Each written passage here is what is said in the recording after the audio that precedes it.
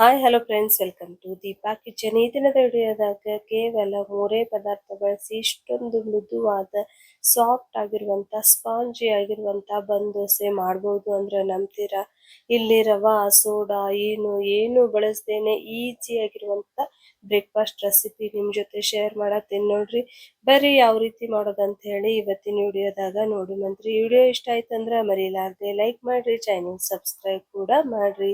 ಬರ್ರಿ ಅದಕ್ಕೆ ಏನೇನ್ ಬೇಕಂತ ಹೇಳಿ ನೋಡುಮಂತ್ರಿ.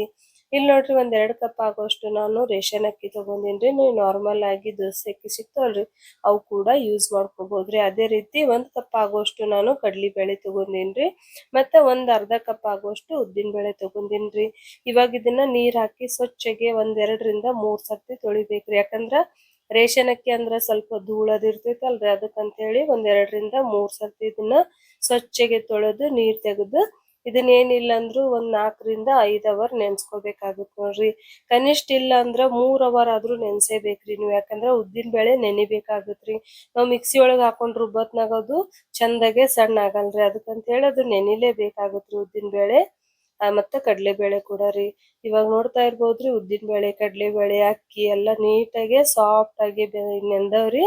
ಇದ್ರಾಗಿ ನೀರ್ ತೆಗೆದು ಇವಾಗ ಇದನ್ನ ಮಿಕ್ಸಿ ಜಾರ್ ಒಳಗ್ ಹಾಕೊಂಡು ರುಬ್ಕೊಳ್ಳುಮಂತ್ರಿ. ನಾರ್ಮಲ್ ಆಗಿ ನಾವು ದೋಸೆ ಹಿಟ್ಟು ಯಾವ ರೀತಿ ರುಬ್ತೀವಲ್ರಿ, ಅದೇ ರೀತಿ ಇದನ್ನ ರುಬ್ಕೋಬೇಕು ನೋಡ್ರಿ. ಒಂದ್ ಮಿಕ್ಸಿ ಜಾರ್ ಒಳಗ್ ಹಾಕೊಂಡೇನ್ರಿ. ಸ್ವಲ್ಪ ನೀರ್ ಬೇಕಂದ್ರ ಹಾಕೋಬಹುದ್ರಿ, ಇಲ್ಲಾಂದ್ರ ಒಂದ್ ಚೂರರೆ ಹಾಕೊಂಡು ರುಬ್ಬೇಕು ನೋಡ್ರಿ. ಜಾಸ್ತಿ ನೀರ್ ಹಾಕಕ್ ಹೋಗ್ಬೇಡ್ರಿ.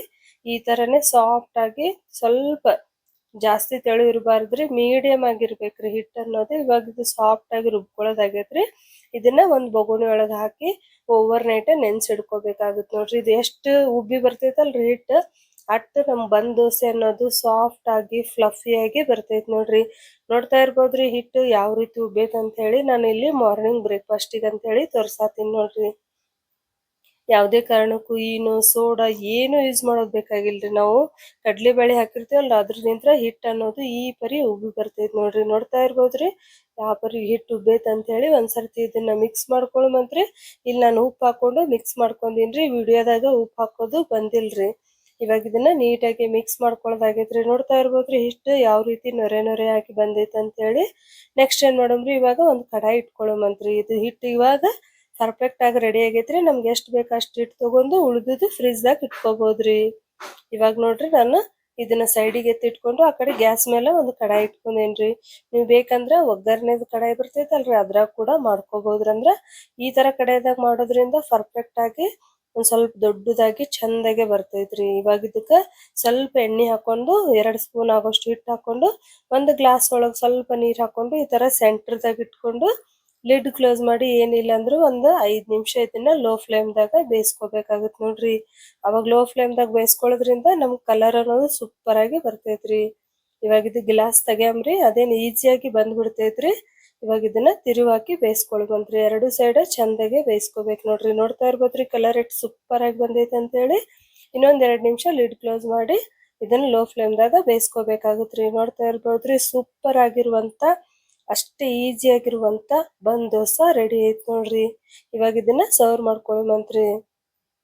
ನೀವ್ ಇದಕ್ಕ ತೆಂಗಿನಕಾಯಿ ಚಟ್ನಿ ಕೂಡ ಸರ್ವ್ ಮಾಡ್ಕೋಬಹುದ್ರಿ, ಅಥವಾ ಚಟ್ನಿ ಪುಡಿ ಕೂಡ ಸರ್ವ್ ಮಾಡ್ಕೋಬಹುದ್ರಿ. ಟೇಸ್ಟ್ ಅಂತೂ ಸೂಪರ್ ಆಗಿರ್ತೈತ್ರಿ. ನೋಡ್ತಾ ಇರ್ಬೋದ್ರಿ ನಾನು ಇಲ್ಲಿ ತೆಂಗಿನಕಾಯಿ ಚಟ್ನಿ, ಅದೇ ರೀತಿ ಚಟ್ನಿ ಪುಡಿ ಕೂಡ ರೆಡಿ ಮಾಡ್ಕೊಂಡಿನ್ರಿ. ಮೇಲ್ಗಡೆ ಸ್ವಲ್ಪ ತುಪ್ಪ ಹಾಕೊಂಡ್ ತಿಂದ್ರ ಸೂಪರ್ ಆಗಿರುವಂತ ಟೇಸ್ಟ್ ಅಂತಾನೆ ಹೇಳ್ಬೋದು ನೋಡ್ರಿ.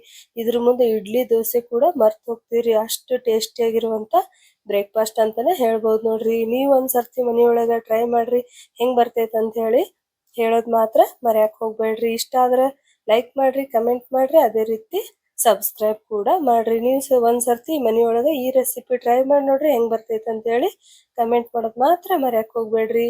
ನೆಕ್ಸ್ಟ್ ವಿಡಿಯೋದಾಗ ಸಿಗ್ತೀನಿ. ಅಲ್ಲಿವರೆಗೂ ಬಾಯ್.